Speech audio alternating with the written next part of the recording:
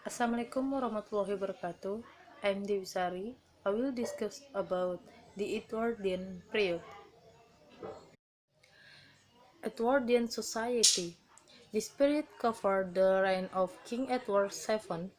Edward was part of fashionable elite which set a style influenced by the art and fashions of continental Europe. The era had significant shifts in politics, great social change, and the solidification of the power and luxury of the ruling elite, while was abundant and nearly income tax-free. Society was no longer a small, inclusive circle confined to those of aristocratic birth. The art produced genius and modern movements. Travel was cheap and easy, and technological advances were thrilling and amazing. The British class system was very rigid, and this was in increasing interest in socialism, attention to the plight of the poor, and the issue of women's suffrage. Edwardian literature.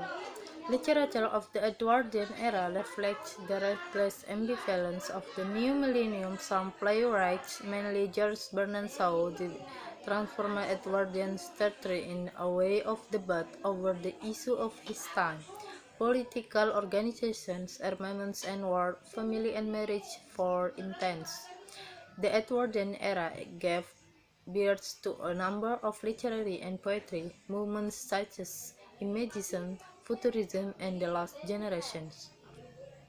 Imagism, Futurism, and the Lost Generation.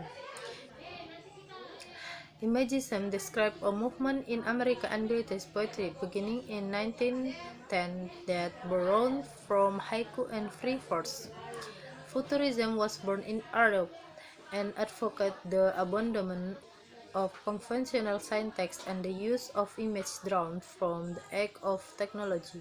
And then the lost generation referred to experienced American writers including Ernest Hemingway and Francis Scott Fitzgerald, who came into prominence after the WW1 and whose works reflect a deep disillusionment with their society.